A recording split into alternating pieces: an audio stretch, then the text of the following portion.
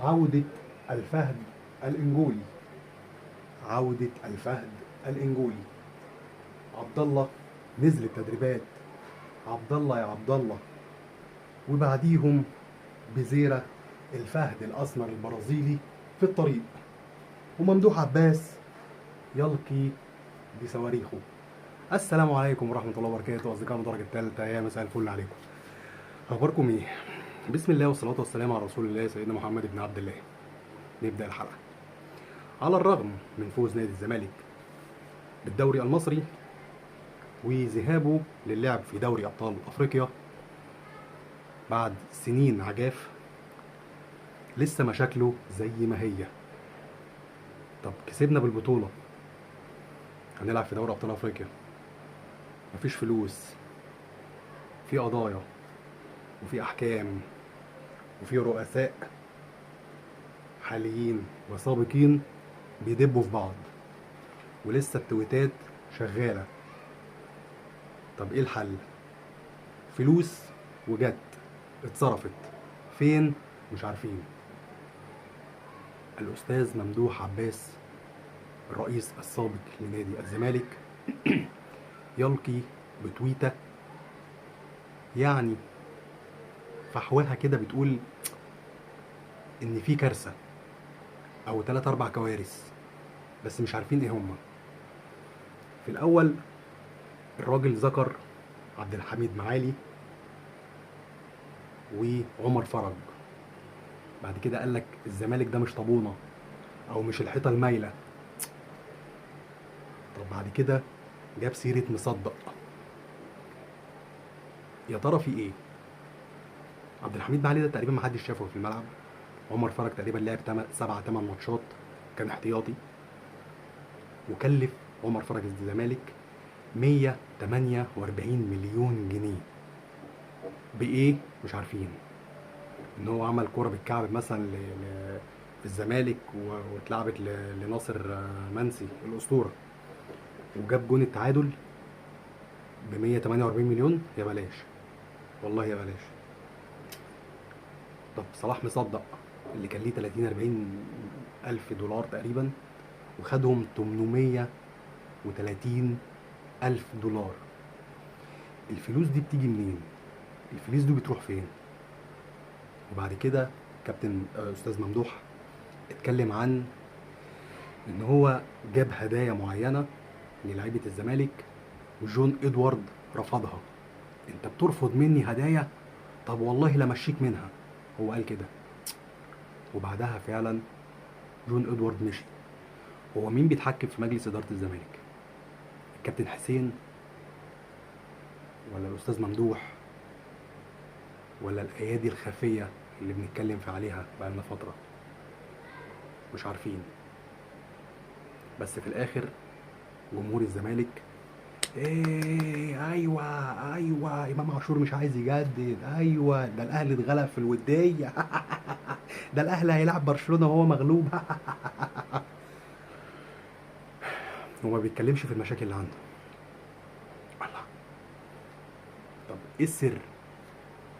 ايه السر ان الاستاذ ممدوح بيتكلم ومفيش حد بيقدر يطلع يرد عليه؟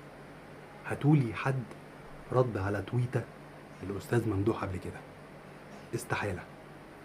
طيب احنا عارفين ان الاستاذ ممدوح هو رئيس النادي من وراء الكواليس،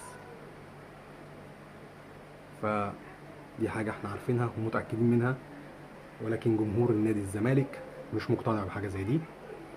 هو بس لما بيدفع فلوس بيسقفه، غير كده مفيش، وما يقدروش يقولوا ان هو رئيس نادي الزمالك الخفي. طيب الحاجة التانية، عودة الفهد شيكو معزة. عودة الفهد شيكو معزة. من كام يوم كده طلع علينا الأستاذ الجبالي صحفي وباسم نادي الزمالك بيتكلم عن العلاقة الغير مفهومة بين الشيكو بنزا واخوان بزيرة. يا ترى في ايه؟ ايه العلاقة اللي بينهم؟ كان بيلمح بايه الراجل؟ ومع ذلك جمهور نادي الزمالك مستني اللاعب ده وده، وعمالين يسقفوا، مش عايزين يجيبوا سيرة الكلام اللي قاله الجبالي. طب شيكو معزة جاي النهارده او بكره، هو حضر فترة اعداد؟ لا. عبد الله السعيد نزل من كام يوم، حضر فترة الاعداد؟ لا. حد اتكلم معاه؟ ليه؟ محدش يقدر يتكلم معاه طالما ال8 مليون دخلوا الحساب والمكنة سمعت. خلاص انا هنزل التدريبات، ونزل. حد منهم اتكلم؟ كله كاتم. طيب مستنين التالت، بيزيرا الفهد البرازيلي اللي جاب لهم البطولة، هم بيقولوا كده يعني. اللاعب حرفيا ضاربهم بالجزمة حرفيا، وبرضه بيسقفوا وبيطبلوا. يقول لك اصل وسام ابو علي ها ها ها. يا حبيبي وسام كان موجود، وسام ما مشيش، ما سافرش، كان بيرد على اتصالات عادي جدا وهو معانا. كان الدوري خلص، وكان بدأنا بكأس العالم للأندية، ومن بعدها جات له العروض، والأهلي كسب فيه 7.5 مليون دولار غير المميزات. انتوا بقى بتعملوا ايه مع اللعيبة دي؟ ولا كأن حاجة حصلت، صح كده؟ هنشوف الراجل هيجي ولا مش هيجي. فكرتوني، دكتور نادي الزمالك بيقال انه مستني شيكو بنزا عشان يكشف عليه. يا ترى يكشف عليه في ايه؟ مش عارفين. هنشوف لما يجوا، هنشوف رد فعل جمهور نادي الزمالك عليهم ايه. هنشوف. كده تبقى خلص الحلقة. ما تستنوش اي حاجة من اللي انا قلت لكم عليها هتحصل، عشان هما زي ما قلت لكم مفيش لا حس ولا خبر. فرد فعلهم مع اللعيبة دي انسوا، هيجوا سقفوا لهم، ينزلوا الملعب ولا كأن حاجة حصلت. ما تنسوش اللايك، ما تنسوش الشير، اللي ما اشتركش في القناة يشترك. نشوفكم على خير. السلام عليكم.